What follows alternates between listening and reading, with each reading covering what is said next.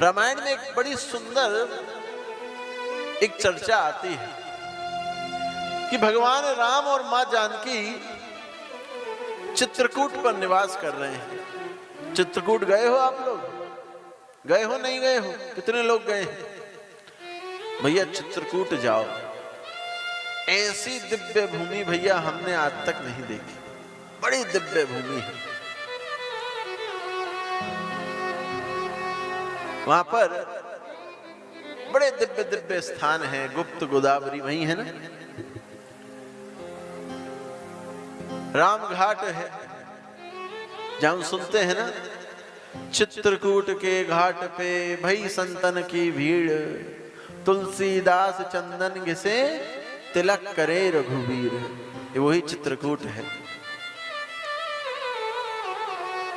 तो उस चित्रकूट में मेरे प्रभु राम, जिनको 14 वर्षों का वनवास मिला था, 14 में से 12 वर्ष वो चित्रकूट में रहे। ऐसा दिव्य स्थान है भैया। कण कण मेरे ठाकुर का प्रत्यक्ष प्रमाण है। यहां ठाकुर रहा करते थे भैया। वहां एक स्फटिक शिला भी है, जिस शिला पर बैठकर मेरे प्रभु राम और मां जानकी धर्म की चर्चा किया करते थे। ऐसे ही बैठे हुए थे एक दिन उस स्फटिक शिला पर, और उनके सामने एक पेड़ था। उस पेड़ की खास बात यह थी कि वो पेड़ तो सूखा हुआ था, एक भी पत्ती उसमें नहीं थी, पर वो तब भी हरा भरा दिख रहा था, क्योंकि एक बेल उसके ऊपर चढ़ गई थी और उसको हरा भरा कराने का काम कर रही थी। वो सूखा था, तब भी उस बेल के कारण कैसा दिख रहा था? हरा भरा दिख रहा था। भगवान राम उस वृक्ष को देखते हैं और मां जानकी से कहते हैं कि देवी देखो, ये पेड़ कितना भाग्यशाली है, इसको इस लता का साथ मिला। अगर ये लता इसके साथ ना होती तो ये पेड़ सूखा रह जाता। कोई भी लकड़हारा आता, इस पेड़ को सूखा समझकर काट देता, ये तो खत्म हो जाता। आज ये खड़ा हुआ है तो किसके कारण खड़ा हुआ है? हो ना हो उस लता के कारण खड़ा हुआ है। मानो भगवान राम आज अपने आप को वो पेड़ समझ रहे हो और मां जानकी को वो लता समझ रहे हो, और कह रहे हो कि हे जानकी, अदृश्य रूप से कह रहे हो, हे जानकी, अगर आप मेरे साथ ना आती ना तो मेरा जीवन भी उस सूखे पेड़ के समान हो जाता। मुझे कोई पूजता नहीं। आज जो मैं जगह जगह जाकर लोग मुझे पूज रहे हैं, वो हे वैदेही आप ही के कारण पूज रहे हैं। आप हैं तो मेरा अस्तित्व है। मां जानकी जब ये बात सुनती हैं, प्रभु राम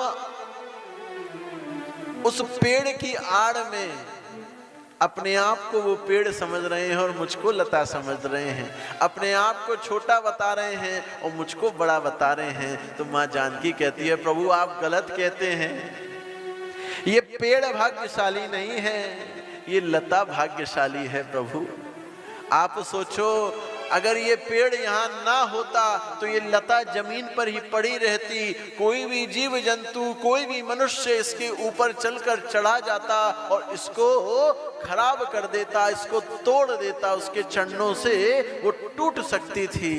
मानो जानकी जी अपने आप को खूब भाग्यशाली समझ रही हो और कह रही हो कि अगर मेरे प्रभु राम मुझे अपने साथ इस वन में ना लेकर आते तो मेरा जीवन भी उस लता के जैसा हो जाता जो जमीन पर ही पड़ी रहती। मैं अयोध्या में ऐसे ही सूख जाती, मर जाती। मेरे प्रभु राम हैं तो मेरा अस्तित्व है। दोनों में अब भैया बहस छूट गई। भगवान राम कहे नहीं देवी ये पेड़ भाग्यशाली है, हमारी मां जानकी कहे नहीं प्रभु ये लता भाग्यशाली है, पेड़ भाग्यशाली नहीं है। इतने में लक्ष्मण जी वहां पर आए। लक्ष्मण जी से दोनों ने पूछा कि अरे लक्ष्मण, एक बात बताओ, ये पेड़ ज्यादा भाग्यशाली है क्या ये लता ज्यादा भाग्यशाली है? भैया हमारे लक्ष्मण जी भी शेषावतार हैं। अनेक अनेक भैया जिनके शीश हों, अनेक अनेक विवेक का उनमें भंडार है भैया, हमारे रामानुज हैं।